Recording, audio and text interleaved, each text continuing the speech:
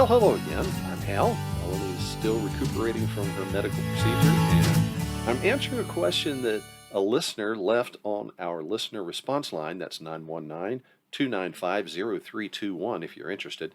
Um, Amy from West Virginia had chided us gently because we talked about, in episode 245, we had talked about um, books that we both liked and made a suggestion that there was more to the story, but we didn't get into it. I cannot tell you how much I enjoyed the episode on the books you all like to read. And you kind of teased us a little bit with Hal likes to read history books, but you didn't get into it, and I would really like to know what kind of history books Hal likes to read. So that's just part of what Amy said, but we thought it would be appropriate for me to take this opportunity to respond to some of that and to share some things that I have enjoyed in a historical bent. Well, as I mentioned in our last episode, I consider biography to be kind of a branch of history, and I found biographies to be very encouraging to me personally because as I read about stories of men and women of character who have lived lives honorably, that I find it encouraging to remember that, in the scriptures. You see in Hebrews chapter 11, you see records of people who have lived lives of faith, and they're meant to be an example for us. They're meant to be an encouragement for us. And I think that's true outside of the biblical framework as well, to say, if you see people who have lived well, you can learn from their example, or maybe you can take warning from their example. Sometimes that's appropriate as well.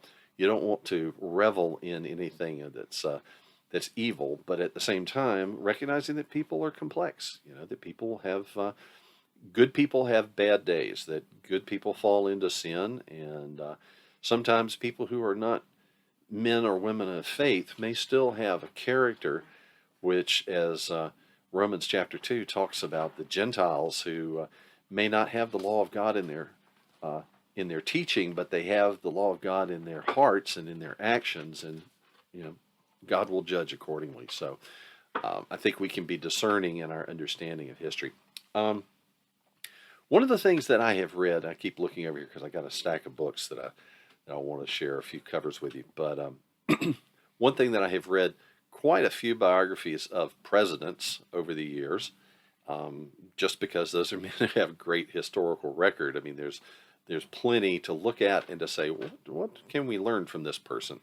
And one of the ones that I really enjoyed was David McCulloch's biography of John Adams. And it was interesting. McCulloch said, and I wish I could find the reference for it, but I remember reading at the time the book came out that he had originally started to write about Adams and Jefferson as a kind of a dual biography, because those two men had a long-term and a complex relationship that's interesting from a historical standpoint. Well, as he dug more and more into the story, that he realized he felt a lot more affinity for Adams than he did for Jefferson. And so he decided to focus on Adams, which of course is going to include Jefferson. Now, they were close friends.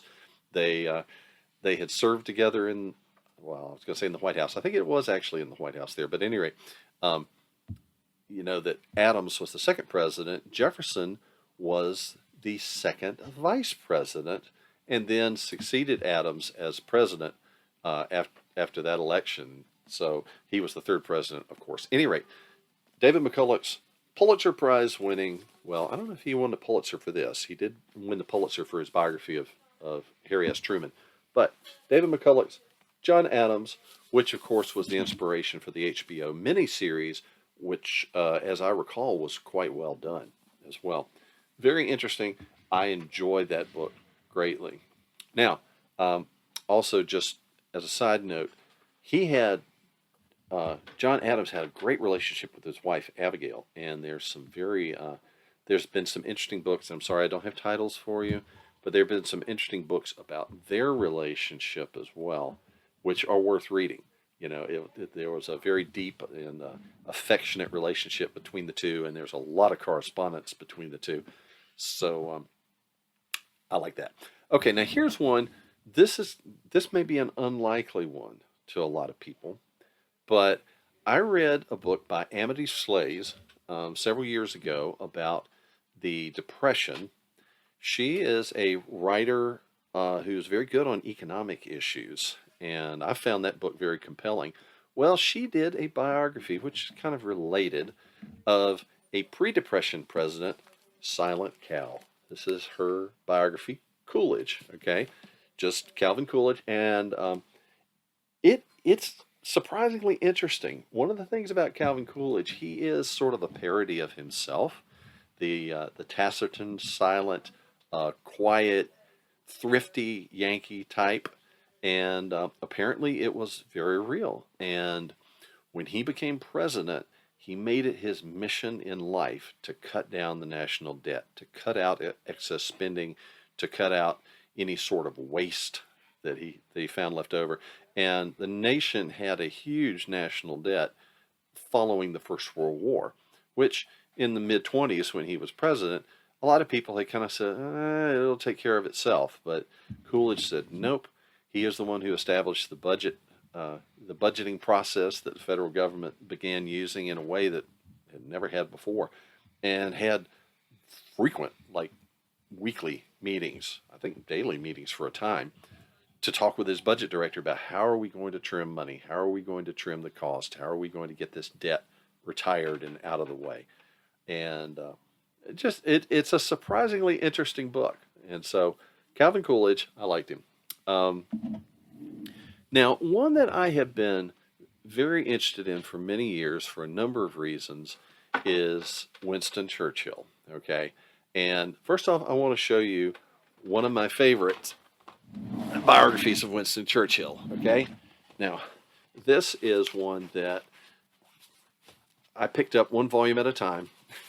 And you can see this on YouTube. This is William Manchester's biography of Winston Churchill called The Last Lion. Now, if you like Winston Churchill and you don't mind 3 fat volumes, when I say fat, I mean like 3,008 pages total. Okay, you might look at that and say, ain't no way, that ain't going to happen. Okay, and that's understandable. I try to read some large form stuff from time to time, and I've read several major biographies and histories that way that are multi volumes, and it's been a worthwhile investment. However, if you are interested in Churchill but maybe are not ready to launch into even one 600 or 700 page volume of William Manchester's biography, here is one that's the opposite extreme. Now, this came out a few years ago. Paul Johnson is a British journalist, and he has written a biography of Churchill that's called simply Churchill. And when this came out, this book is, no kidding, 180 pages. And I had already read 2 volumes of Manchester. The Manchester came out, 2 volumes came out that Manchester wrote and completed, and then he had a stroke and wasn't able to complete the 3rd volume. He had done a lot of the research for it, and a friend of his took his notes and completed it from William Manchester's research after the death of the original author. But I had read those first 2 volumes, and I said, there is no way that you can treat Winston Churchill in 180 pages. Just the life was too long, the service was too varied, he did too many things in his career. Just can't be done. Well, I got to say, Johnson surprised me. This book, Paul Johnson's Churchill, is a credible biography of Winston Churchill in just 180 pages. Wow. Okay, I've read several things by Paul Johnson. He's an excellent writer. He's a little bit irascible, a little bit cranky sometimes, but that sort of makes him entertaining too. I've read his books. Modern Times is a fairly large book, and it's an interesting one. That's one that really kind of catapulted him into fame and prominence as a historical writer. Here's another one that I have been very interested in over the years has been Theodore Roosevelt, and I read another massive biography of Theodore Roosevelt by Edmund Murray, and it's good, but this is let's say it's a peripheral volume. I picked this up actually from our local library, and I had seen it on the shelves, and then when they trimmed their collection, this one actually ended up in the used book sale, and I said, "Oh, I'm going to snag that." This is called The Lion's Pride. Okay, it's by Edward Renahan, and it's about Theodore Roosevelt and his family. And that's interesting because he was very much a family-oriented man, and his sons just idolized him. And so it talks about the relationship that he had with his sons and his daughter Alice, and the kind of what they did with their lives after the death of Roosevelt in, I believe it was 1920. But anyway, an interesting book if you are interested in the life of Theodore Roosevelt. The final one I want to mention here. This one is one by somebody that you probably have never heard of, about nobody that you've ever heard of, but it's interesting because it's a first-person account. This is by a man by the name of Sam Watkins, and when the war between the states broke out, he volunteered to serve in the 1st Tennessee Regiment. Okay, and he served in Company H, and so that's the name of his book, Company H. You see how it's spelled there, CO period AYTCH, but that's what it is. Anyway, it's a first person account. If you remember Stephen Crane's book, The Red Badge of Courage, which is a first person fictional account of a young man going in to serve in the Union Army. Well, this is an autobiographical memoir of a young man going to serve in the Confederate Army. What did he experience as a foot soldier during that terrible conflict? And so, interesting book. And again, it's one of those that is kind of a classic in the historical genre. And I found it interesting for a number of reasons. So anyway, just want to share some of those with you. I love biographies, and my biographical reading has gone from gracious Henry II of England to President Ronald Reagan, and we span a great deal of history there, and I think there's a lot to be learned from a lot of people who have a historical record, and encourage you to look into some of those. Pick one.